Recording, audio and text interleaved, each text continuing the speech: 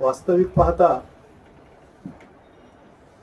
आजचा जो विषय मला इथं देण्यात आलेला आहे तो आहे छत्रपती थोरले शाहू महाराज. छत्रपती थोरले शाहू महाराज हे इतिहासातलं एक असं सुवर्ण पान आहे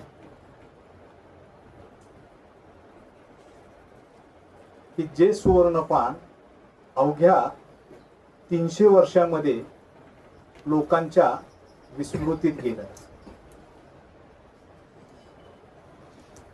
शहाजीराजांचे हे पंतू, शिवाजी महाराजांचे नातू,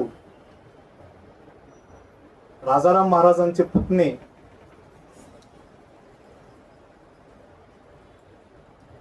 आणि येसुबाई साहेब महाराज आणि छत्रपती संभाजी महाराजांचे हे सुपुत्र, ज्यांनी 1708 ते 1749 हिंदुस्थान सारख्या खंडप्राय देशावर एक हत्ती सत्ता राबवली,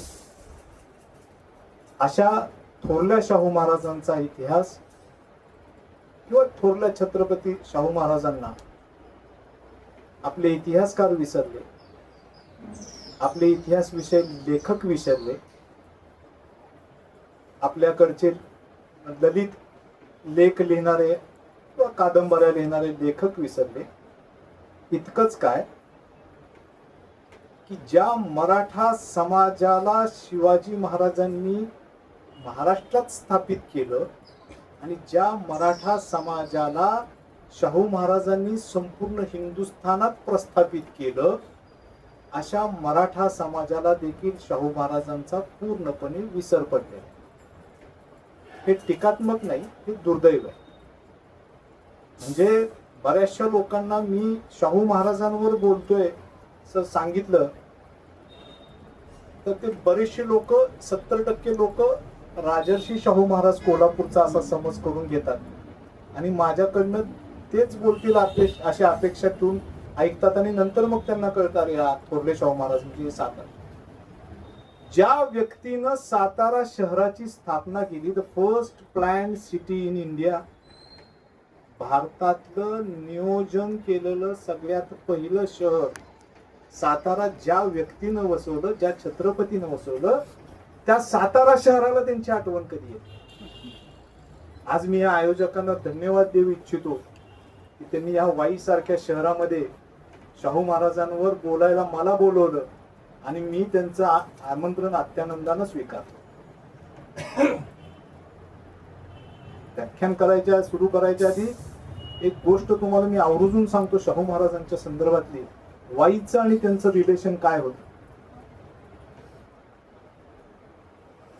छत्रपती थोरले शाहू महाराजांकडं वाईची देशमुखी होती आणि ही वॉज व्हेरी प्राऊड. त्यांना खूप अभिमान होता. देशमुखी म्हणजे शेतकरी असणं थोडक्यात. आणि त्यांनी त्याचा एक शिक्का तयार करून ठेवला होता वाईच्या देशमुखीचा आणि त्याच्यावर त्यांनी नांगराचं फाळ जे असतं ते कोरून घेतलं होतं आणि ते अभिमानानं सांगायचे की मी वाईचा शेतकरी आहे. म्हणजे छत्रपती होण्यापेक्षा माझ्यासाठी शेतकरी होणं हे खरंच खूप मोठं आहे असं ते लोकांना सांगत असत. अनेक गोष्टी मी तुम्हाला पुढे जाऊन वाईच्या संदर्भातल्या आणि शाहू महाराजांच्या संदर्भातल्या सांगेन. मी काही खूप मोठा इतिहास अभ्यासक सुद्धा म्हणता येणार नाही किंवा संशोधक सुद्धा म्हणता येणार नाही.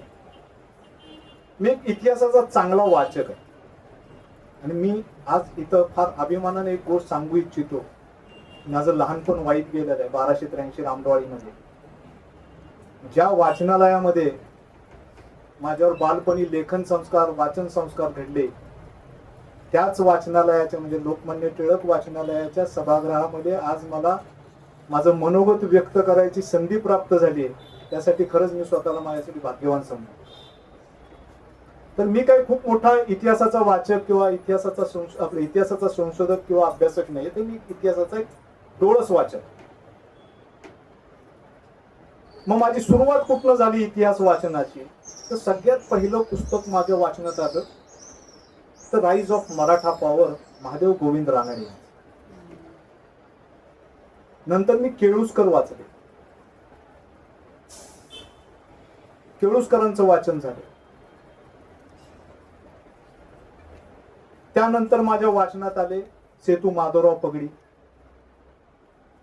त्यानंतर माझ्या वाचनात आले रियासतकर, त्यानंतर माझ्या वाचनात आले जदुनाथ सरकार, त्यानंतर माझ्या वाचनात आले बाबासाहेब पुरंदरे, त्यानंतर माझ्या वाचनात आले वासी बेंद्रे, त्यानंतर माझ्या वाचनात आले जयसिंगराव पवार, त्यानंतर माझ्या वाचनात आले आप्पासाहेब पवार.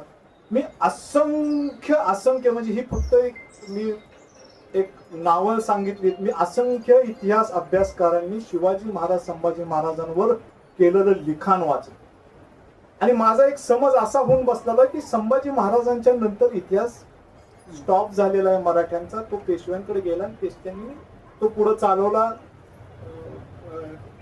आणि त्याचं परत पुढं इंग्रजांनी त्यांच्याकडे त्याचं हस्तांतरण झालं ह्याच मराठा संस्थेचं. एक दिवस मी एक आप्पासाहेबांचं पुस्तक वाचत होतो. आप्पासाहेब पवारांनी 1934 साली एक पुस्तक लिहिलं होतं. त्या एक पुस्तकाच्या ओळी 2 ओळी माझ्या वाचनात आल्या. शाहू महाराजांच्या संदर्भात थोडंसं लिखाण होतं आणि त्यांनी लिहिलं, ते ओळी इंग्लिशमध्ये होत्या. In the regime of Chhatrapati Shahu Maharaj, the house of Shivaji reached to the plenitude of power. आता मी याचा अर्थ सांगतो की शाहू महाराजांच्या राजवटीमध्ये, आता हाऊस ऑफ शिवाजी ह्या शब्दाचा अर्थ हाऊस ऑफ शिवाजी असा शब्दशः न घेता, तर शिवाजी महाराजांना अभिप्रेत असलेले विचारधारा असलेलं राज्य म्हणजे शिवाजी महाराजांना, शिवाजी महाराजांच्या विचारधारेचं प्रतिनिधित्व करणारं राज्य हे यशाच्या यशोशिखरावर होतं. अरे बापरे, म्हणलं हे कुठलं नवीन वाक्य, हे कसं काय यांनी लिहिलं. म्हणजे एवढ्या ठामपणे त्यांनी लिखित स्वरूपात असं व्यक्त केलेलं मत आहे की शाहू महाराजांच्या कालखंडामध्ये शिवाजी महाराजांचे विचारधारा लाभलेले राज्य हे यशाच्या शिखरावर होतं. अरे म्हटलं आपल्याला तर संभाजी महाराजांपर्यंत इतिहास माहिती आहे, 1689. मग मी थोडं इतिहास चाळायला लागलो. काही पुस्तकं मिळतायत का बघायला लागलो, काही कागदपत्र मिळतायत का बघायला लागलो. आणि सगळ्यात सोपा उपाय, आपण संशोधक नसल्यामुळे आपल्याला मार्केटमध्ये जी पुस्तकं उपलब्ध असतात त्याच्यावरच आपण अभ्यास करतो किंवा तीच वाचतो. मार्केटमध्ये गेलो, आप्पा बळवंत चौकामध्ये, ते साल साधारणतः असेल 2004-05. मला एक पुस्तक मिळालं, मल्हार रामराव चिटणीस कृत शाहू महाराजांची बखर. खूप टोंडाळ, मला एकही पुस्तक त्यांच्यावरच मिळालं नाही. ते पुस्तक सुरुवात केलं, घरी आलो, साताऱ्यात पहिलं पान उघडलं तर त्याचे V.वा. हेरवाडकर नावाचे एक खूप मोठे इतिहास अभ्यासक होते. त्यांनी त्याची प्रस्तावना लिहिलेली. प्रस्तावनाच त्याची जवळजवळ 45 पानांची त्या पुस्तकाची त्यांनी दिलेली आहे. त्या प्रस्तावनेमध्ये त्यांनी शाहू महाराजांचं वर्णन शिवाजी महाराजांची सावली असं केलं. मग माझा त्या व्यक्तिमत्वाबद्दलच आदर आणखी वाढीस लागला. आणखी काय पुस्तकं मिळतायत का बघू. दुर्दैवानं मला ती पुस्तकं काही मिळाली नाही. खूप वर्षानंतर मला आसाराम सैंदानेंचं एक पुस्तक मिळालं, छत्रपती थोरले शाहू महाराज * सातारा यांचे चरित्र. ते वाचलं, आणखी उत्सुकता जागली.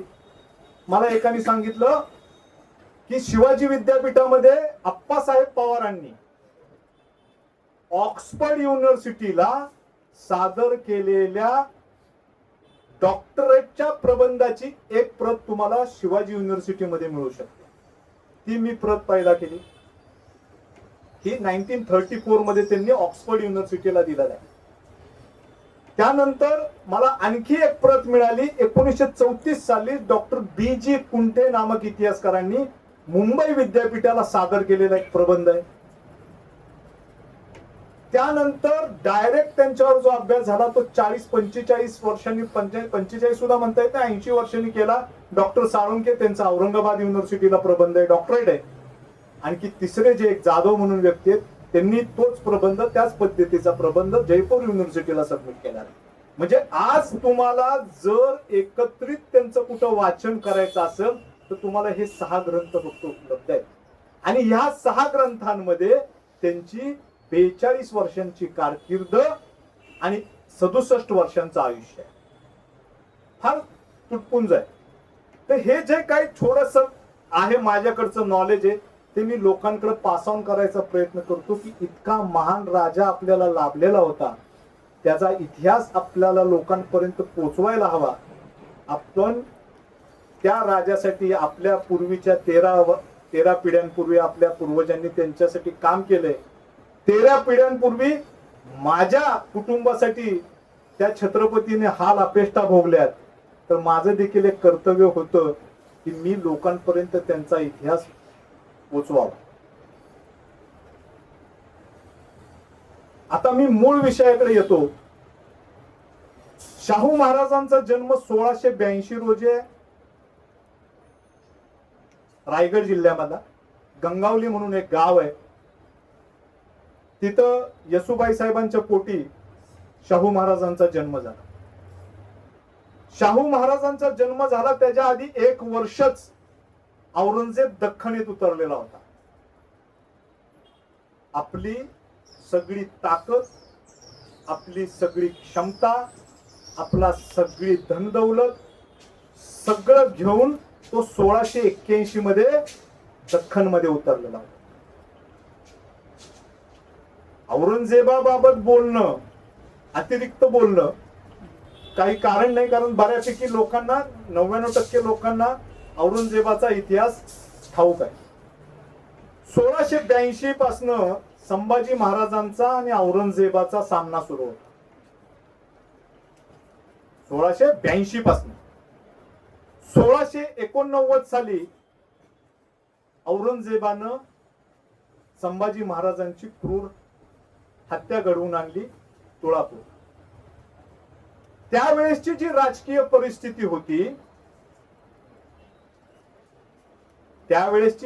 परिस्थिती होती, लष्करी परिस्थिती होती, ही मराठ्यांच्या आणि छत्रपतींसाठी अनुकूल नव्हती. संभाजीराजांना ज्या वेळेस कैद केलं गेलं त्याच वेळेस औरंगजेबानं जुल्फिकार खानाच्या मदतीनं रायगडाला वेढा टाकला. ह्या वेड्यामध्ये कोण कोण आहेत? तर ह्या वेड्यामध्ये येसुबाई साहेब आहेत, साधारणतः 8 वर्षाचे शाहू महाराज आहेत, राजाराम महाराज आहेत. राजाराम महाराजांचा कुटुंब कबिला म्हणजे ताराराणीबाई साहेब आहेत. बाकी संभाजी महाराजांचा कुटुंब कबिला आहे. शिवाजी महाराजांच्या पत्नी आहेत. हा वेळा साधारणतः फेब्रुवारीच्या 15 सुरू झाला आहे. 1689 ला फेब्रुवारी महिन्याच्या 15 तारखेपासून 30 तारखेपर्यंत आणि तो ऑक्टोबर पर्यंत सुरू होता. मध्य काळामध्ये संभाजी महाराजांची हत्या औरंगजेबानं तुळापूर मुक्कामी अत्यंत क्रूरपणे केली आणि इकडं रायगडाला असलेला वेढा जुल्फिकार खानाने आवडायला सुरुवात केली. येसुबाई साहेबांना याची खबरबात लागली की संभाजी महाराजांची हत्या झालेली आहे आणि आता आपल्याला दुसरा छत्रपती म्हणजे संभाजी महाराजांचा वारस की जो गादीवर बसू शकतो, जो निर्णय घेऊ शकतो, हे मराठा स्वराज्य वाचवू शकतो, अशा व्यक्तीची आपल्याला आता निवड करायची. कारण त्यांच्याकडे त्या राईट्स होत्या, त्यांच्याकडे ते अधिकार होते. बघा, इतिहास हा नेहमी मागच्या आणि पुढच्या घटनांवर आधारित नसतो. तो चालू स्थितींच्या घडामोडींवर तुम्ही त्याचा विचार करायला पाहिजे की त्या एका घटनेनं पुढच्या भविष्यावर किती मोठा परिणाम केलेला आहे. हे विचार करूनच आपल्याला इतिहास वाचावा लागतो आणि बिटवीन द लाईन्स वाचाव्या लागतात. येसुबाई साहेबांनी निर्णय घेतला. Shahu Maharaj was a legal higher of Sambhaji Maharaj. कायदेशीर वारस हे शाहू महाराज होते, परंतु वय वर्ष फक्त 8 होतं. येसुबाई साहेबांना जाणीव होती की जर ह्या 8 वर्षाच्या मुलाच्या डोक्यावर मी स्वार्थीपणे स्वार्थ मनात जोपासला आणि ह्या मुलाच्या डोक्यावर जर छत्रपती पदाचा मुकुट ठेवला तर ह्यातनं साध्य काही होणार नाही. मे बी 1 महिना, 2 महिने, 3 महिने आपण जास्तीत जास्त 1689 सालचं शेवट बघू शकतो, अन्यथा आपला विनाश अटळ आहे. त्यांनी निस्वार्थपणे आपल्या सासऱ्यांनी स्थापन केलेल्या स्वराज्याच्या भल्यासाठी, आपल्या पतीनं ज्या स्वराज्यासाठी बलिदान दिलंय त्या स्वराज्याच्या भल्यासाठी अवघ्या 18 वर्षाच्या राजाराम महाराजांच्या डोक्यावर छत्रपती पदाचा कलश मुकुट ठेवला. विचार करा, म्हणजे ह्या येसूबाई साहेबांच्या निर्णयामुळे किती मोठे बदल पुढे घडले, किती मोठ्या गोष्टींना आळा बसला आणि किती मोठ्या गोष्टी घडून आल्या, ह्या मी तुम्हाला थोडक्यात सांगेन. बेसिकली येसूबाई साहेबांचा हा निर्णय क्रांतिकारी ठरला आणि औरंगजेबाच्या मृत्यूला, औरंगजेबाच्या दारुण पराभवाला येसूबाई साहेबांचा हाच निर्णय कारणीभूत ठरला. ह्याची कारण अशी आहेत की राजाराम महाराजांना मंचकारोहण केलं, त्यांना छत्रपती पद दिलं आणि त्यांना सांगितलं राजाराम महाराज इथं बसून स्वराज्याचं रक्षण होणे फार म्हणजे फार मुश्किल आहे, तुम्ही रायगड सोडा. आणि तुम्ही शिवाजी महाराजांनी जे सगळ्यात सेफ हाऊस आपल्याला साऊथ मध्ये तयार करून ठेवले, सेफ हाऊस जिंजी, 800 मैलावर जिंजी आहे रायगडापासून. गुगलवर सर्च करा, आता किलोमीटरवर येईल. तुम्ही शिवाजी त्यांनी काय सांगितलंय बघा, शब्द मी सांगितलं बिटवीन द लाईन्स का.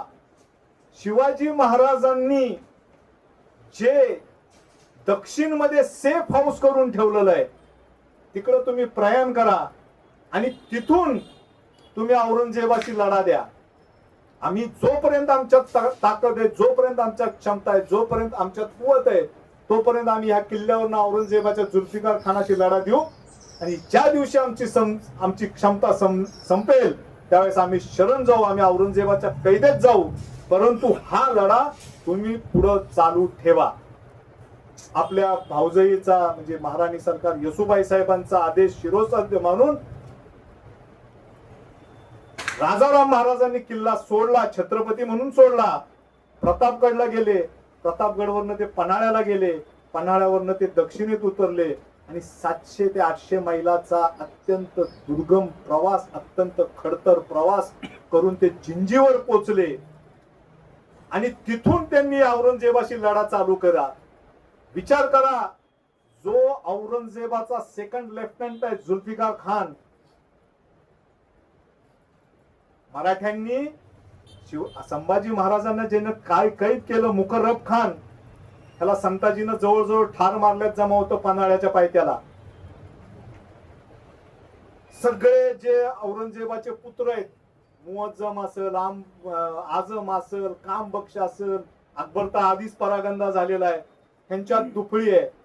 औरंगजेबाचा जो सेकंड लेफ्टनंट आहे की ज्याच्यावर औरंगजेबाचा मोठा विश्वास आहे की जो चांगल्या पद्धतीनं औरंगजेबाची आर्मी लीड करू शकत होता, औरंगजेबाशी एकनिष्ठ होता, त्या जुल्फिकार खानाला औरंगजेबानं जिंजीवर राजाराम महाराजांना पकडायला पाठवलं.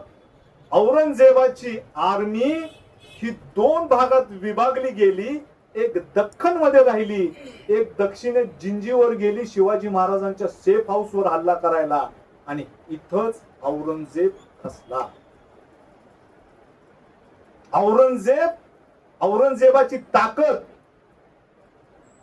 औरंगजेबाची ताकद निम्म्यानं कमी झाली. मराठ्यांनी त्या कालखंडामध्ये मग धनाजीराव जाधवराव असतील, संताजीराव घोरपडे असतील, ह्या लोकांनी त्याच कालखंडामध्ये औरंगजेबावर इतक्या द्वेषाने हल्ला चालू केला की औरंगजेबाचे जे सगळे कर्नल्स, कॅप्टन्स आणि मेजर्स, सगळे त्याची जी काही लोक होती ती औरंगजेबाला शेवट विनवणी करायला लागले की बाबा आता परत माघारी फिरूया, तुम्ही माघारी जावा, 4 आणखी लोक घेऊन जावा, आम्ही इथे हँडल करतो. औरंगजेब 26 वर्ष 7 महिने दख्खन मध्ये होता. करेक्ट 26 वर्ष 7 महिने 28 दिवस. त्याच्या पराभवाची मुळं किंवा त्याच्या पराभवाची जी काही सगळी कारण मीमांसा जर केली तर तुम्हाला त्याची कारण मीमांसा ह्या येसुबाई साहेबांच्या एका निर्णयामध्ये दिसली. येसुबाई साहेबांनी स्वार्थीपणे निर्णय घेतला असता तर कदाचित मराठा साम्राज्य 1-2 महिन्यात 1689च्या शेवटास लयास गेलं असतं. पण येसुबाई साहेबांनी लढा दिला, तो लढा कंटिन्यू ठेवला. राजाराम महाराजांनी 7 वर्ष जिंजीवरनं औरंगजेबाशी लढा दिला. जुल्फिकार खानाला आपलेसं करून घेतलं. औरंगजेब राजाराम महाराज हे अत्यंत डिप्लोमॅट मुत्सद्दी माणूस होते. स्थिर बुद्धी म्हणून त्यांचा उल्लेख केला जातो. त्यांनी लढा दिला तलवारीनं, तोप गोळ्यांनी, वर्ण जिंजी हा खूप मोठा समूह आहे 7 किल्ल्यांचा. त्यांनी लढा दिला. 5 वर्षांनी औरंगजेबाची आर्मी कंटाळली येणार, किती दिवस ह्याच्या बरोबर लढा द्यायचा. आणि इन रिटर्न आपल्याला काय मिळतंय तर आम्ही आग्र्यापासून दिल्लीपासून 2,500 मैलावर येऊन बसलोय आणि आम्हाला कसलं सुख शांती नाही. त्यांनी राजाराम महाराजांशी तह केला. राजाराम महाराज वरनं खाली यायचे किल्ल्याच्या 3-4 वर्षांनंतर खालनं वर जायचे. सगळे जे दख्खन मधले ऑपरेशन सुरू होते, कोकणात चालू होते, मराठवाड्यात चालू होते, विदर्भात चालू होते, कर्नाटक मध्ये चालू होते, गोवळकंड्यामध्ये चालू होते, संताजींच्या मार्फत, धनाजीराव जाधवरावांच्या मार्फत ह्या सगळ्या ऑपरेशन्स वर राजाराम महाराज कंट्रोल ठेवत होते. आणि इकडं बातम्या मात्र औरंगजेबाला येत होता की जुल्फिकार खानानं राजाराम महाराजांचा वेडा आवळला. आणि तो बिचारा त्याला तो नाही तर हे बघा शेवटी काय असतं, माणसाला यश मिळालं नाही की नुसत्या बातम्यांनी सुद्धा तो ओरळून जातो. तशी औरंगजेबाची परिस्थिती झाली होती. 1697-98 साली राजाराम महाराज परत आले. शाहूराजे तर कैदेत होते. त्यांनी आल्या आल्या ह्या महाराष्ट्राच्या भूमीवर जेव्हा पाऊल ठेवलं तेव्हा त्यांनी एक वाक्य उच्चारलं की ह्या स्वराज्याचा, ह्या साम्राज्याचा मालक किंवा छत्रपती मी नाहीये, तर मी ह्या साम्राज्याचा, या स्वराज्याचा केअरटेकर आहे. आणि शाहू महाराजांना सोडवणं हे माझं कर्तव्य आहे. आणि कदाचित उद्या शाहू महाराजांना जर कुणी सोडवलं किंवा मी सोडवलं तर ह्या साम्राज्याचे छत्रपती हे शाहू महाराजच होणार आहे. दुर्दैवानं तसं घडलं नाही. राजाराम महाराजांनी 2 वेळा प्रयत्न केला पण शाहू महाराजांची सुटका करू शकले नाहीत. दुर्दैवाने अत्यंत लहान वयामध्ये, वयाच्या 30व्या वर्षी वगैरे त्यांचं सिंहगडावर निधन झालं. ताराराणी साहेबांनी ती सूत्र हातात घेतली आणि त्यांनी हा लढा पुढे अखंडपणे सुरू ठेवला. शाहू महाराजांचं बालपण हा अत्यंत क्लेशदायक आणि दुःखदायक घटना आहे. सांगताना सुद्धा माझ्या अंगावर शहार येतात. खूप काही डिटेल्स त्याच्या उपस्थित तुमच्याकडे उपलब्ध नाहीयेत की खूप काही असं औरंगजेबाच्या डे टू डे डायरीज मध्ये एखाद दुसऱ्या वेळेस कुठेतरी एखादं पान येतं, त्याच्यामध्ये त्यांचा उल्लेख केला जातो. विचार करा, नाही आपण खरंच विचार करा. म्हणजे मी बोलतोय म्हणून नव्हे, ज्या व्यक्तीनं आपल्या वडिलांची अत्यंत क्रूरपणे हत्या केली आहे त्या व्यक्तीच्या कैदेमध्ये शाहू महाराजांनी 17 वर्ष काढलेले. आजचा दिवस उजडला तर आज माझे डोळे काढले जातील का, आज माझी जीभ छाटली जाईल का, आज माझ्या शरीराचं कातडं काढलं जाईल का, आज मला ठार मारलं जाईल, मी उद्याचा सूर्य बघेन का नाही याची खात्री सुद्धा त्या बालमनाला नसायची. त्यांना माहित होतं 7-8 वर्षाची म्हणजे जाणतं वय. ज्या वयामध्ये लहान मुलांची बौद्धिक शारीरिक जडणघडण होते त्या वयामध्ये शाहू महाराजांनी औरंगजेबाचे अत्याचार सहन केलेत. मग ते मानसिक असतील, शारीरिक असतील, आरोग्य विषयक सुद्धा असतील.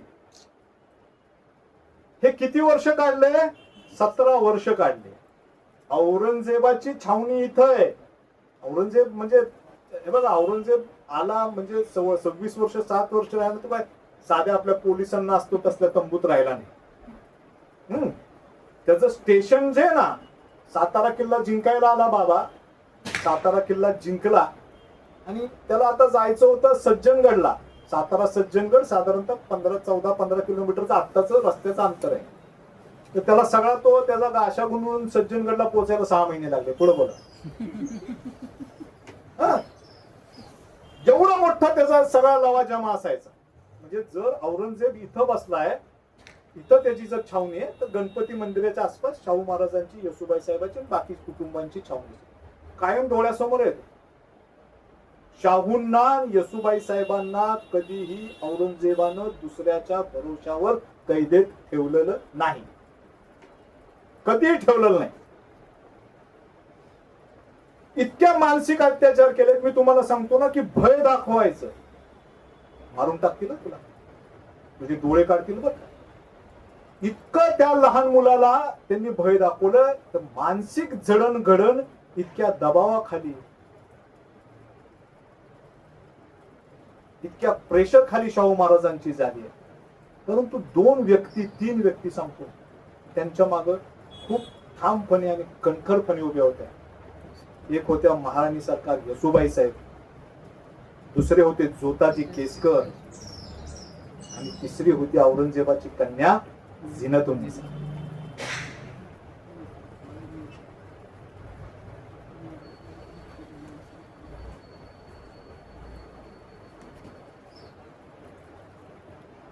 ह्या 3 व्यक्तींनी संभाजीराजांचं, शाहू महाराजांचं रक्षण, कहर म्हणजे औरंगजेब अक्षरशः कहर बरसवायचा.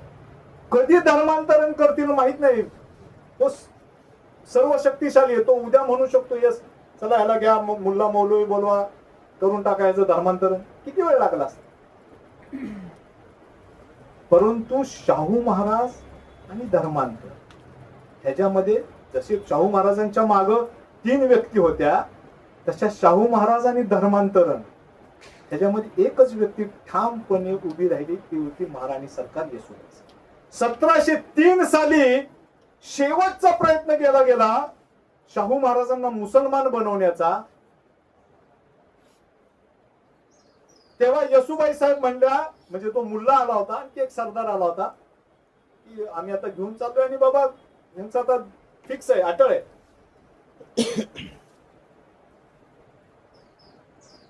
1703 साली जेव्हा ही घटना घडत होती, येसुबाई साहेब आडव्या आल्याने त्यांनी एक स्पष्ट शब्दात सांगितलं. त्यांनी विचारलं त्या मौलवींनी की तुम्हाला आता मुसलमान व्हायचंय, तुमची तयारी आहे का. शाहू महाराज त्यावेळेस साधारणतः 20-21 वर्षाचे होते. त्यांनी स्पष्ट शब्दात नकार दिला, ठामपणे नकार दिला. येसुबाई साहेब म्हणले तुम्हाला माझ्या प्रेतावरनं जावं लागेल, तरच तुम्ही माझ्या मुलाला मुसलमान करू शकता. एक लक्षात घ्या, एक संभाजी महाराज तुम्ही मारले तर तुमचा बादशाह 16 वर्षी तर टाचा घासतोय, मला मारलं तर मराठी तुमचे काय हाल करतील ह्याची तुम्ही जाण ठेवा. आणि तसंच झालं. बाहेर बातमी पडली की कदाचित शाहू महाराजांचं धर्मांतर होण्याची शक्यता आहे. धनाजीराव जाधवरावांनी औरंगजेबाच्या छावणीवर एवढा मोठा हल्ला केला की ती छावणी नंतर सावरायला 1.5 महिना गेला. औरंगजेबानं पुनश्च कधीही राहिलेल्या 4 वर्षांमध्ये शाहू महाराजांचं धर्मांतरण करायचा प्रयत्न केला नाही. त्याच्या बदल्यामध्ये प्रतापराव गुर्जरांचे जे नातू होते, त्या 3 नातवांचं त्यांनी मुस्लिम धर्मामध्ये धर्मांतरण केलं. आणि त्यांना आता सांगायला हरकत नाही, ते आता सज्जनगडला पायथ्याला परळी म्हणून गाव आहे, तिथं ते आता प्रस्थापित आहे. खूप अन्याय सहन केलेला आहे त्यांनी. आता इथं महिला बसलेल्या आहेत. मी सांगतो, हे मी मनाचं कुठलीही गोष्ट सांगत नाही, हे कागदात लिहिलेल्या स्वरूपात आहे. ऑक्टोबर एंड 1689 ते साधारणतः मार्च किंवा मे 1707, 18 वर्षामध्ये येसुबाई साहेबांनी आपल्या मुलाला कधीही शिजवलेलं अन्न खायला घातलं नाही. शिजवलेलं अन्न म्हणजे काय, भात, आमटी, डाळ, रस्सा, जे काय असेल, ओलं अन्न काही नाही. औरंगजेबाचं एक त्याच्या डे टू डे डायरीज मध्ये नोंद आहे की शाहू महाराजांना त्यांनी बोलवलं आणि त्यांना विचारते, रे बाबा तू का ते खात नाही शिजवलेलं अन्न? तर ते सांगतात, आमच्या धर्मानं आम्हाला मनाई केलेली आहे की आम्ही जोपर्यंत दुसऱ्याच्या कैदेत असताना शिजवलेलं अन्न खायचं नाही, असं आमच्या धर्मानं आम्हाला सांगितलं.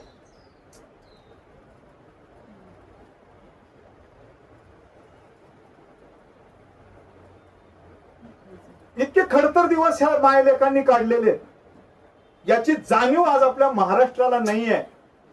आपल्या महाराष्ट्राला जाणीव काय आहे की औरंगजेबाला मराठ्यांनी मारला, त्याची कबर औरंगाबाद ती उकडून टाका. अरे पण ज्या व्यक्तींनी त्याच्याशी लढा दिला, ज्या व्यक्ती त्याच्या पुढे सामर्थ्यानं उभा राहिल्या, ज्या व्यक्तींच्या सामर्थ्यपूर्ण लढ्यामुळे औरंगजेब खचला, मेला, त्यांच्या समाध्यांवर तुम्ही कधी नतमस्तक व्हायला गेला? काय चुकत असलं तर सांगा, हे माझं मनोगत आहे, माझं व्याख्यान नाहीये. ठीक आहे, औरंगजेबाची समाधी पहारा, तोडा, फोडा, मोडा. अरे पण तुम्ही शाहू महाराजांच्या समाधीवर कधी गेलात डोकं टेकवायला? ताराराणी साहेबांच्या समाधीवर कधी गेलात डोकं टेकवायला? तुम्ही येसुबाई साहेबांच्या समाधीवर कधी गेलात डोकं टेकवायला? हे सांगा ना कधीतरी. ते नाही. तर औरंगजेबाच्या कैदेत असताना सुद्धा शिक्षणास मनाई आहे. शिक्षण बेसिक शिक्षण आहे ना, ते आई साहेबांनी दिलेलं आहे, येसुबाई साहेबांनी दिलेलं आहे. सगळ्यात मोठं शिक्षण जे काय दिलं नाही, येसुबाई साहेब या ग्रेट डिप्लोमॅट होत्या बरं का, खूप मुत्सद्दी होत्या. संभाजी महाराजांच्या गैरहजेरीमध्ये श्री सखी राणी जयते हा शिक्का घेऊन त्या स्वतः राज्य करत होत्या, स्वतः निर्णय घेत होत्या. 1682 पासून खूप मुत्सद्दी स्त्री होती. त्यांची गुरु कोण? आई जिजाऊ. सासरे कोण? शिवाजी महाराज. ह्या स्त्रीमध्ये ते निसर्गात त्यांच्यात ते जाणीव निर्माण झालेली होती की राजनीती तज्ञ होते.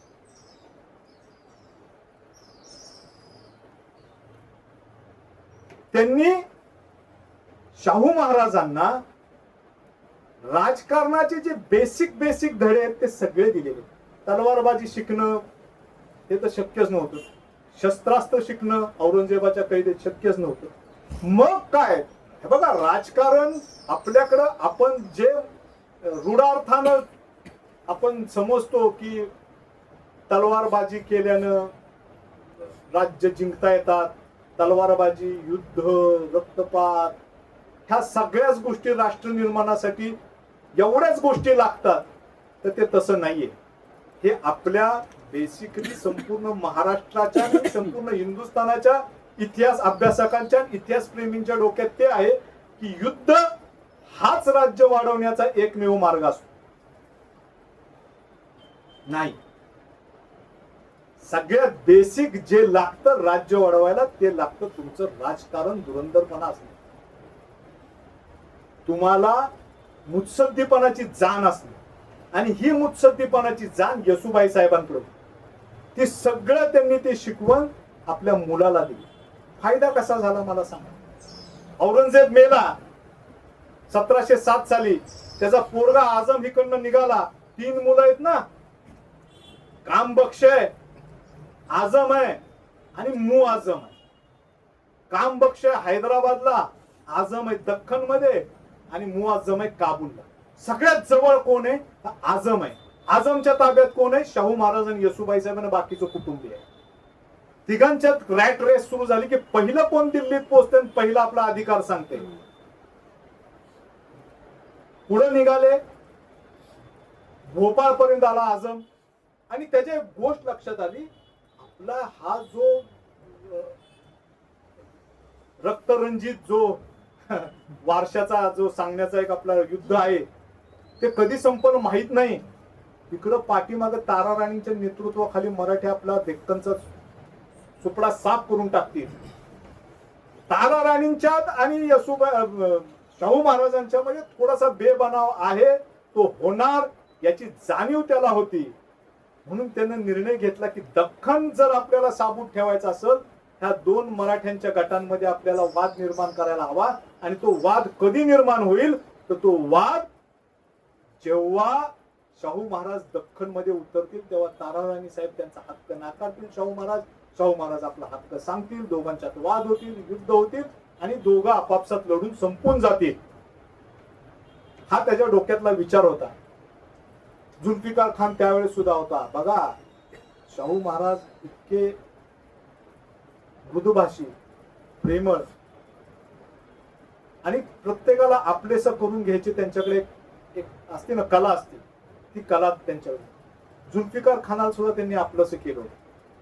जुल्फिकार खानानं आझम आणि शाहू महाराज आणि येसुबाईसांच्या दरम्यान मध्यस्थी साथ केली आणि शाहू महाराजांना दारो म्हणून एक गाव आहे भोपाळच्या इथनं मुक्तता करायचा निर्णय घेतला. हा निर्णय घेतल्यानंतर शाहू महाराज तिथनं निघाले. शाहू महाराजांच्या बरोबर मी महाराज कसे मुत्सद्दी होतो ह्याचं विवेचन देतोय. फक्त 50 माणसं बरोबर आहेत, 50, आणि कुटुंब. सगळ्यात पहिल्यांदा त्यांना भेटला माधो सिंग, एक शेजारचा जागीरदार पुत्र आहे. तो सुद्धा रेबेल आहे, तो सुद्धा बंडखोर आहे. औरंगजेबाच्या विरुद्ध त्यानेही बंड केलेलं आहे. आणि त्यांनी शाहू महाराजांना थोडीशी धनदौलत दिली. शाहू महाराज ते घेऊन आले महाराष्ट्राच्या धुळे बॉर्डर, आजच्या अनुषंगाने मी बोलतो, धुळे या ठिकाणी आले आणि सगळ्यात पहिला मराठा सरदार त्यांना येऊन मिळाले ते होते कदमबाई.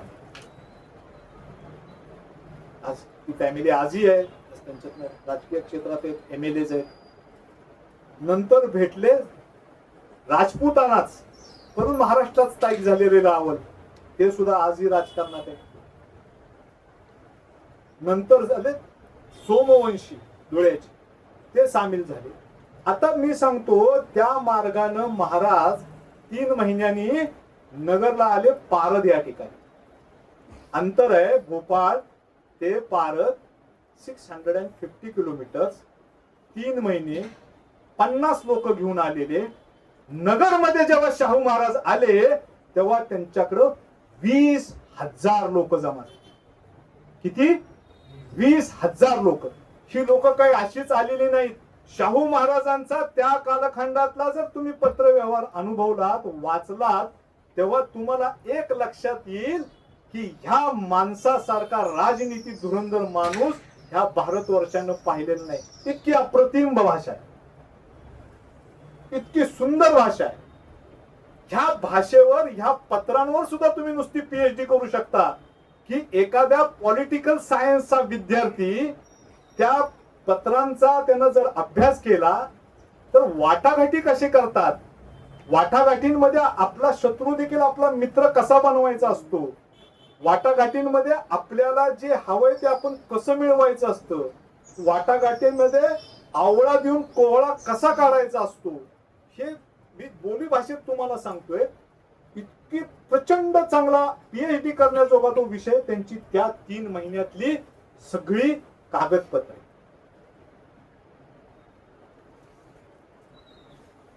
महाराज पारदला आले. ताराराणींचे एक सरदार होते लोखंडे नावाचे. ताराराणींनी त्यांना आदेश दिला की जे एक्सपेक्टेड होतं आझमला, हे आता होणार होतं पुढं सगळं, की ज्या गोष्टी आझमनं डोक्यात ठेवून त्या सगळ्या केलेल्या होत्या त्यासाठी हे आता सगळं पुढं होणार आहे. शाहू महाराज पारदला आल्यानंतर ताराराणींचे एक सरदार लोखंडे होते, त्यांनी शाहू महाराजांवर हल्ला केला.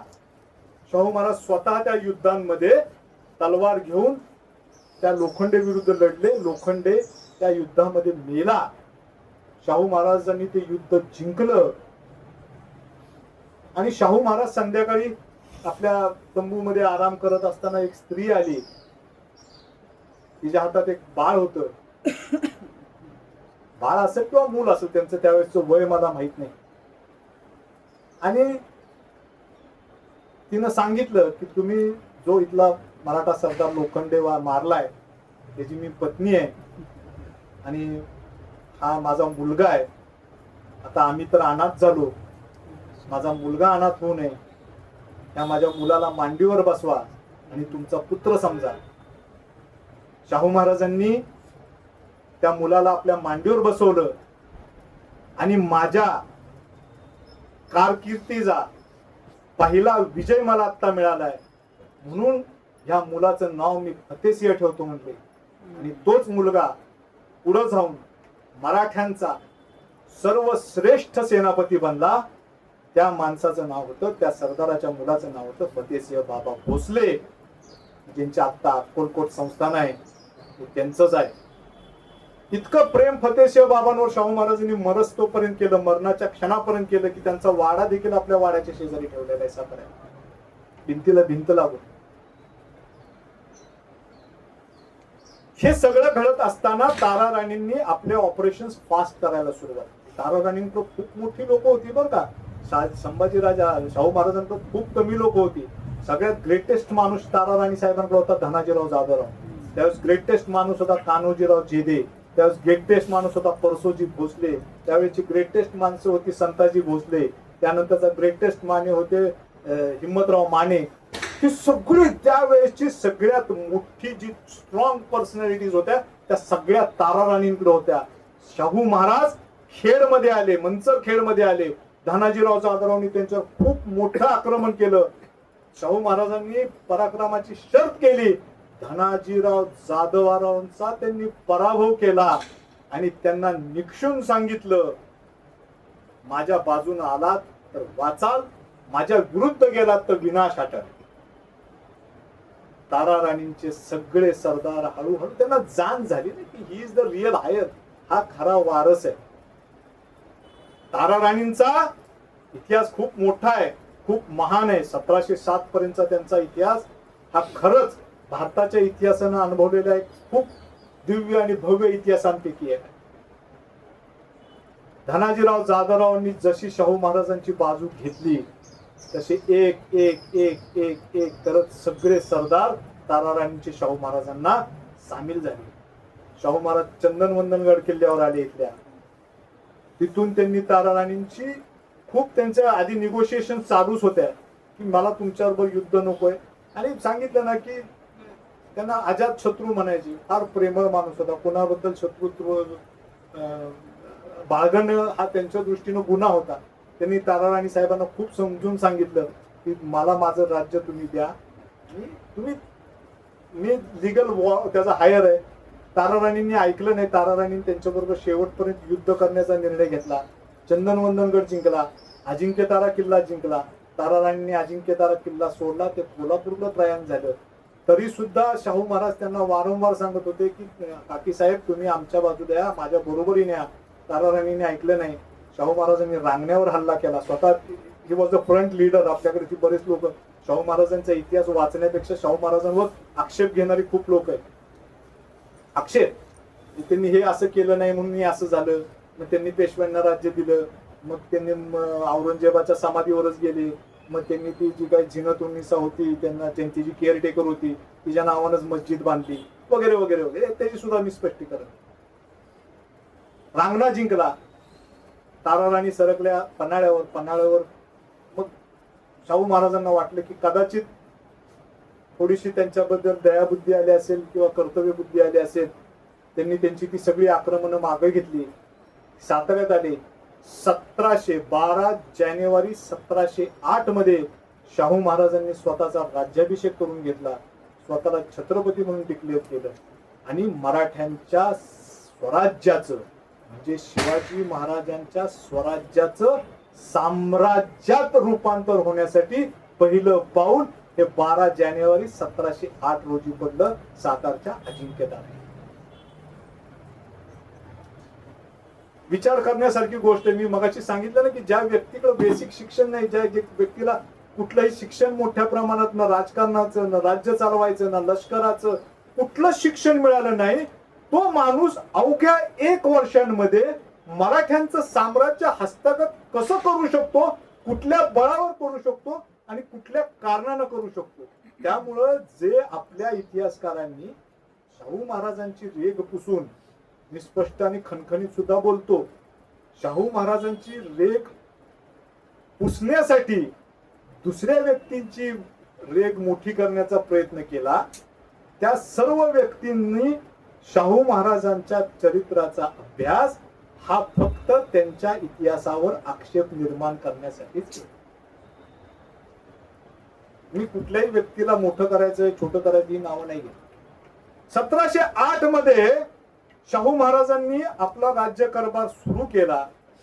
हे बघा, आपल्याकडं बऱ्याच लोकांना असा गैरसमज आहे की औरंगजेब 1707 साली मेला म्हणजे मुघल संपले. खूप लोकांचा समज आहे औरंगजेब मेला म्हणजे औरंगजेबाच्या मानसिकतेचा पराभव झाला. औरंगजेबाची धर्मांधता या महाराष्ट्रात मेली, पण औरंगजेबाचं मुघलांचं राज्य या महाराष्ट्रातनं संपलेलं नव्हतं. मुघलांचं राज्य होतं. मुघल खानदेशात होते, मुघल मराठवाड्यात होते, मुघल विदर्भात होते. शाहू महाराजांकडे काय ना आर्मी ना पैसा ना काय ना काय. एक उदाहरण देतो. एक किंचड नावाचे एक इतिहासकार होऊन गेले. He was a British person. त्यांनी लिहून ठेवलं एक वाक्य.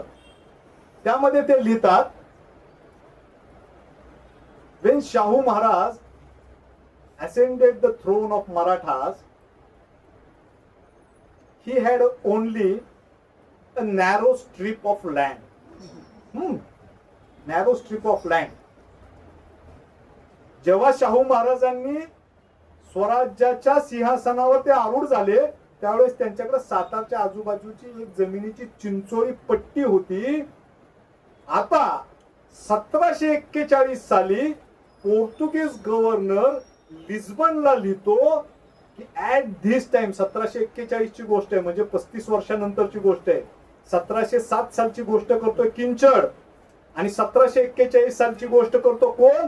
पोर्तुगीज गव्हर्नर. कुणाला कळवतो? लिस्बनला कळवतो की अख्खा भारत नाव all India, whole of India is ruled by Chhatrapati Shahu Maharaj. अख्ख्या हिंदुस्थानावर छत्रपती शाहू महाराजांचं राज्य आहे. 35 वर्ष. डॉक्टर केळकर लिहितात दक्षिण उत्तर 1100 किलोमीटर आणि पूर्व पश्चिम 1300 किलोमीटर इतकं शाहू महाराजांचं राज्य होतं. इतका शाहू महाराजांचं राज्य म्हणण्यापेक्षा मराठी तिथपर्यंत पोहोचलेले होते.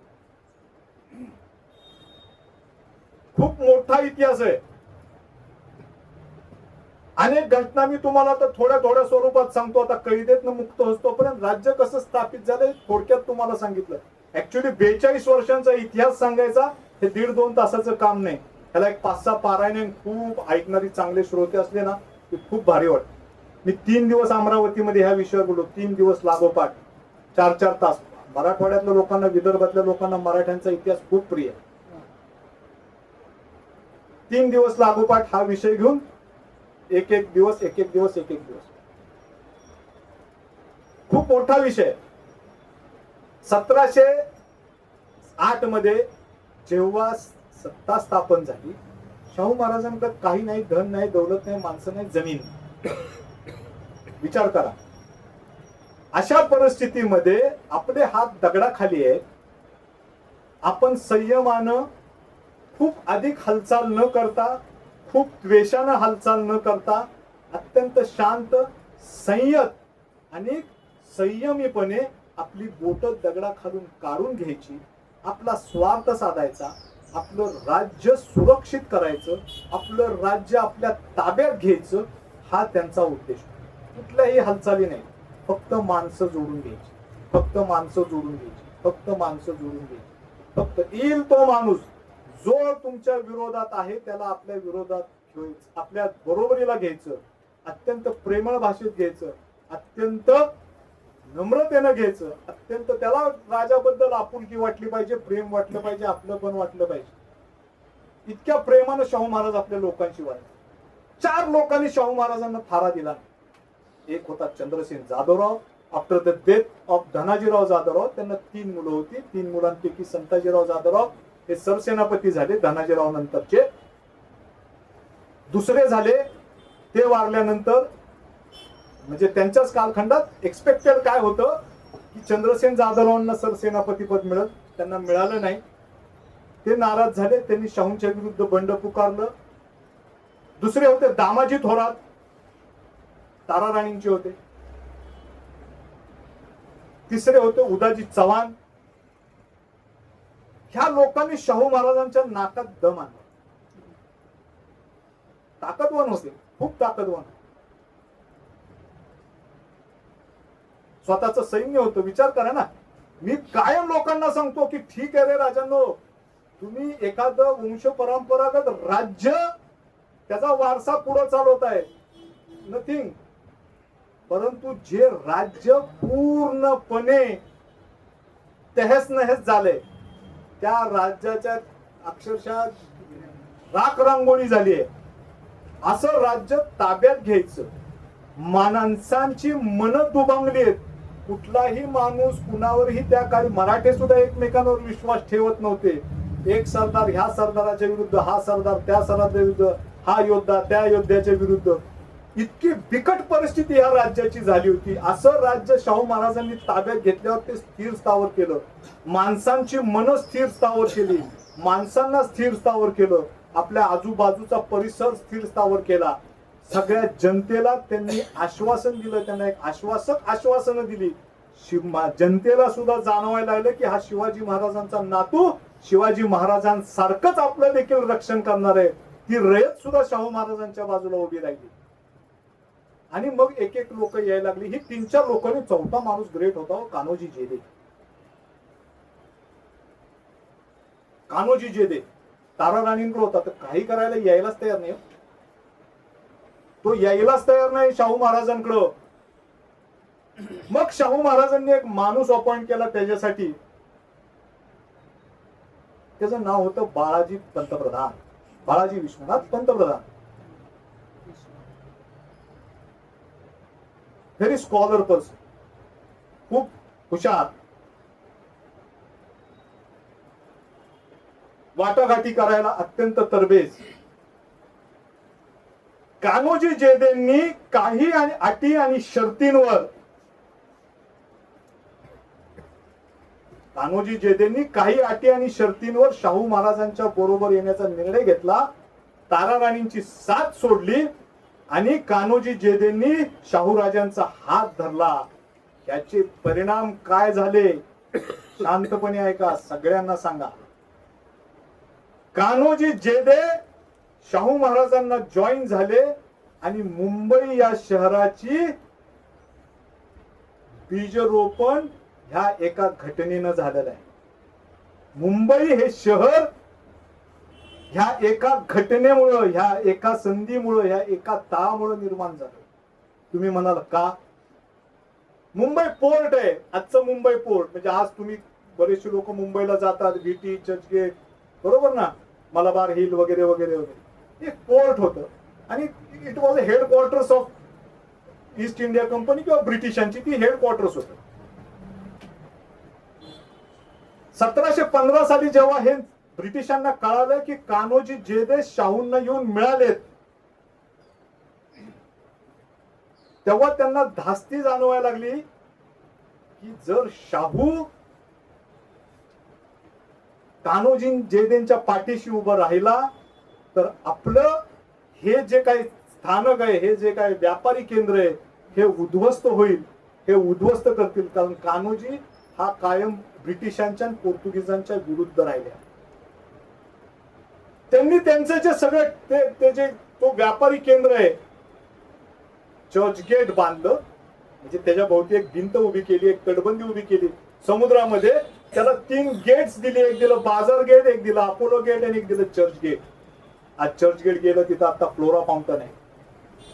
आणि ह्या तटबंदीच्या आत मुंबई शहराची खरी स्थापना. त्यामुळं अगदी आपण गर्वानं सांगू शकतो की मुंबई शहर हे शाहू महाराजांच्या भीतीमुळे उभं राहिलेलं आहे. त्याची स्थापना शाहू महाराजांच्या भीतीने झाली. अशी अनेक गोष्टी आहेत. मी मगाशी सांगितलं की भारतातलं सगळ्यात पहिलं प्लॅन सिटी कुठली तुम्ही विचारलं तर आपली पोरं सांगणार चंदीगड, सेक्टर मुंबई, मोहाली, अलाना फलाना, जयपूर. पण साताराने महाराष्ट्रातलं नव्हे तर भारतातलं सगळ्यात पहिलं प्लॅन शहर की जे नकाशे आधी तयार केले, मग ते शहर निर्माण केलं, त्या शहराचं नाव आहे सातारा. 1721 साली सातारा शहराची स्थापना झालेली आहे. 1721 तोपर्यंत साताऱ्याचा किल्ला म्हणून अजिंक्यतारा किल्ल्यावरून आपलं राज्य चालायचं.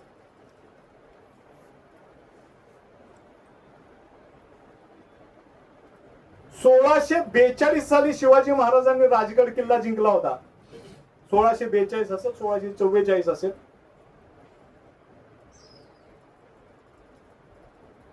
अडुसष्ट वर्षांनी मराठ्यांची डोंगर दऱ्यामध्ये उभी असलेली राजधानी शाहू महाराजांनी जमिनीवर घेऊन आली. 68 वर्षांनी राजधानी आपल्या झाल्या. राजगड झाला, रायगड झाला, जिंजी झाला. अजिंक्यतारा किल्ला हा ताराराणींनी राजधानी बनवला होता बरं का. नंतर शाहू महाराजांनी तेव्हा ताबा घेतल्यावर ती राजधानी झाली. परंतु जमिनीवर, सपाटीवर राजधानी आणायचं काम जर कुणी केलं असेल तर ते शाहू महाराजांनी. First plan city. ह्या एकंदर कालखंडामध्ये 1818 पर्यंत साधारणतः आपण मराठ्यांची राजधानी म्हणू शकतो. बरोबर ना. 1818 100 वर्षांमध्ये तुम्ही भारतातल्या कुठल्याही राजवटीच्या राजधान्या घ्या, मग ती आग्रा घ्या, ती दिल्ली घ्या, विजयनगरची हम्पी घ्या, बिजापूर घ्या, गोवळकोंडा घ्या, जेवढ्या काही राजधानीची शहरं आहेत तर त्या राजवटींची सगळ्यांवर शत्रूने हल्ला केलेला आहे. सगळ्या राजधान्यांवर शत्रू पक्षाचे हल्ले झालेले आहेत. सातारा हे एकमेव राजधानीचं असं शहर आहे की ज्याच्यावर शत्रूनं हल्ला करण्याचं धारिष्ट्य दाखवलेलं नाही, आणि ते सुद्धा त्या शहराला कुठलीही तटबंदी नसताना. शहर सगळ्या बाजूने ओपन आहे. कुठेही तुम्हाला साताऱ्याच्या अवतीभोवती तुम्हाला तटबंदी दिसणार आहे. ही ताकद शाहू महाराजांची होती. हे सामर्थ्य त्यांचं होतं की शाहू महाराजांवर हल्ला करणं हे खूप अवघड काम होतं. पोर्तुगीजच्या कान्होजी आंग्रेंच्या अनुसरून, म्हणजे त्यांना ग्रहित धरून एक वाक्य सुद्धा लिहितायत त्यांच्या पत्रामध्ये. आम्ही कान्होजी आंग्र्याचा सहज पराभव करू शकतो, पण आपल्या दुर्दैवानं त्याच्या पाठीमाग भारताचा थोर सम्राट शाहू उभा आहे. आम्ही खातबला. फक्त शाहूंचा पाठिंबा आहे म्हणून कान्होजी आंग्र्यांचा पराभव आम्ही करू शकत नाही. हे पोर्तुगीज त्यांच्या पत्रात लिहून ठेवतात. मी मनाचं कुठलीही गोष्ट तुम्हाला सांगतो. दुसऱ्या एका पत्रात पोर्तुगीज लिहितात, शाहून विरुद्ध युद्ध पुकारणं म्हणजे संपूर्ण हिंदुस्थानच्या विरुद्ध युद्ध पुकारणं. आता बघा, मी एक ठिकाणी नाव सांगणार नाही, मी त्यांचं वर्णन हिंदूपती केलं एका व्याख्यानामध्ये, की जे वाक्य त्यांच्या पत्नीनं सकवाराबाईंनी एक शाहू मंजिरी नावाचे एक काव्य लिहून घेतले, त्याच्यामध्ये स्वतः त्यांनी त्यांचं वर्णन हिंदूपती म्हणून केलं. हिंदूपती म्हणजे कोणते? हिंदुस्थानचा. तुम्ही जसा बादशाह होता तसा हा हिंदूंचा हिंदूपती होता, हिंदुस्थानवर राज्य करता. मला आक्षेप घेतला तुम्ही हिंदूपती कसं? तो मुसलमानांच्या कैदेत. अरे बाबा, मुसलमानांच्या कैदेत असण्याचा आणि ह्याचा काय संबंध आहे? ह्या माणसासारखा श्रेष्ठ हिंदू प्रेमी राजा या हिंदुस्थानात घडला नाही. मी तर म्हणेन, नाव सांगा मंदिराचं, मी तुम्हाला त्यांच्या पत्रात नाव उल्लेख करून द्या. एक मंदिर भारतातलं असं सोडलं नाही की जिथं शाहू महाराजांनी मदत केलेली नाही, दान दिलेलं नाही, इनाम दिलं नाही, जमिनी दिल्या नाही. एक मंदिर सांगा. फक्त तो इसम मुसलमानांच्या कैदेत राहिला, औरंगजेबाच्या बरोबर 17-18 वर्ष राहिला म्हणून तो हिंदू द्वेष्टा होता का? नाही. त्याच्यासारखा ज्येष्ठ आणि श्रेष्ठ हिंदू प्रेमी तुम्हाला अख्ख्या हिंदुस्थानात त्या काळात कोणी सापडला? ह्या छत्रपतींचं घराणं फार वरच्या लेवलचं आहे बरं का. Start from Shahajiraje. म्हणजे ह्या लोकांचा इतिहास आपण एक संलग्न पातळीवर कधी अभ्यासतच नाही. शहाजीराजांचा वेगळा वाचतो, शिवाजीराजांचा वेगळा वाचतो, संभाजीराजांचा वेगळा वाचतो, राजाराम महाराजांचा वेगळा वाचतो, ताराराणींचा वेगळा वाचतो. हे जेव्हा एक संलग्न तुम्ही करता तेव्हा लक्षात काय येतं माहिती? बघा, जी देह, धोरण, तत्व, आदर्श शहाजीराजे आणि आई जिजाऊ साहेबांनी आखून दिले होते ना, एक तीळ मात्र यांच्यात बदल घडलेला नाही. सेम आदर्श, सेम तत्व, सेम जनकल्याण, सगळं सगळं सगळं जे ह्या दोघांनी 1724 मध्ये स्वप्न बघितलं होतं भातवडीच्या युद्धानंतर. ते आहे अशी तत्व ह्या 4-5 पिढ्यांनी शेवट पण मार्ग बदलले. शिवाजी महाराजांचा मार्ग वेगळा होता, संभाजीराजांचा मार्ग वेगळा होता, राजाराम महाराजांचा मार्ग वेगळा होता, शाहू राजांचा मार्ग वेगळा होता, परंतु त्यांचं अल्टिमेट डेस्टिनेशन जे होतं ते जनकल्याण. कधीही त्यांनी आपल्या तत्वांशी तडजोड केलेली नाही. भले आजचं उद्या, भलं आजचं उद्या, परंतु त्यांनी कधी आपल्या तत्वांची तडजोड केलेली नाही. ह्या गोष्टी आपण एक संलग्न जर वाचल्या तर आपल्याला समजू शकतात.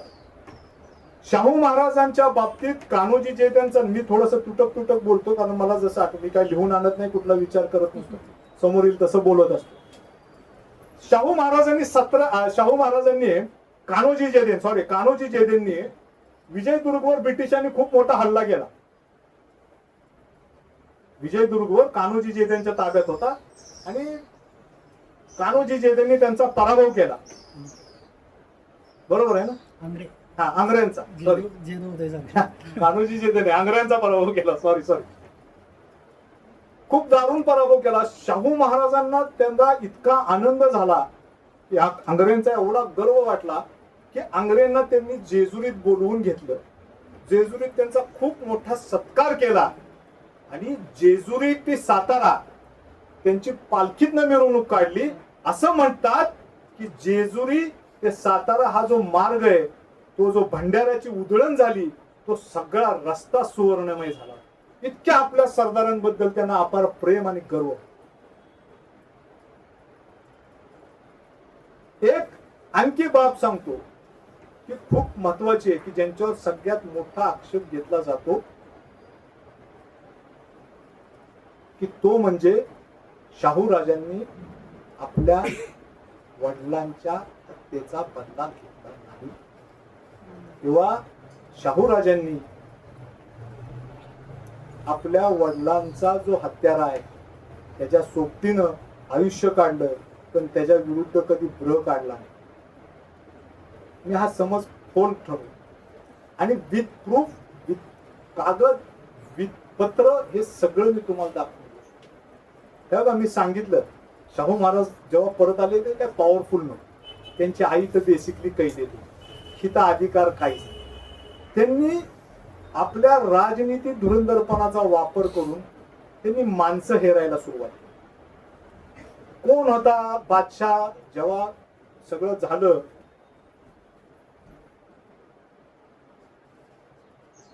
1712 पर्यंत सगळं स्थिर स्थावर झालं, सगळी माणसं आली, सगळीकडे माणसांची नेमणूक केली आणि 1713 पासून शाहू महाराजांचं प्लॅनिंग सुरू झालं. बघा, लॉंग टर्मचं प्लॅनिंग आहे.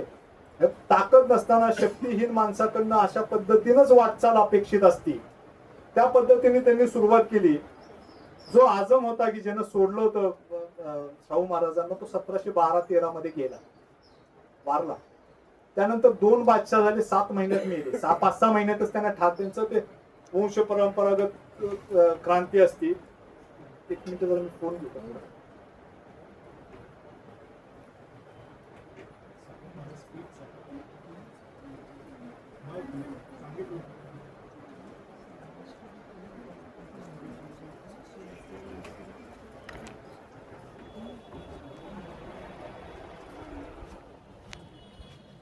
स्थिर स्थावर सगळं झाल्यानंतर शाहू महाराजांनी प्लॅनिंग सुरू केलं, माणसं हेरायला सुरू केली. मोगलांचे कच्चे दिवे कुठे आहेत, कोण व्यक्ती आहेत, कोण माझ्या हाताला लागू शकतो, कुणाशी मी वाटाघाटी करू शकतो. आझम मेल्यानंतर 2 बादशाह झाले. दोन्ही बादशाह मेले, रक्तरंजित त्यांच्या युद्धामध्ये मेले. आणि फारुख शाह नावाचा एक मुअज्जमचा नातू, की ज्याला आझमनं मारला होता, त्याचा नातू हा दिल्लीचा बादशाह झाला. त्याला मदत कुणी केली? ते सय्यद ब्रदर्स म्हणून होते, सय्यद बंधू, हुसेन अली, हसन अली, नावं लक्षात ठेवा. ही 2 व्यक्तींनी ह्या फारुख शाहला गादीवर बसवण्यासाठी खूप मदत केली. जशी मिर्झा राजे जयसिंगनं औरंगजेबाला गादीवर बसवायला मदत केली आणि नंतर मिर्झा राजे जयसिंग औरंगजेबाला डोई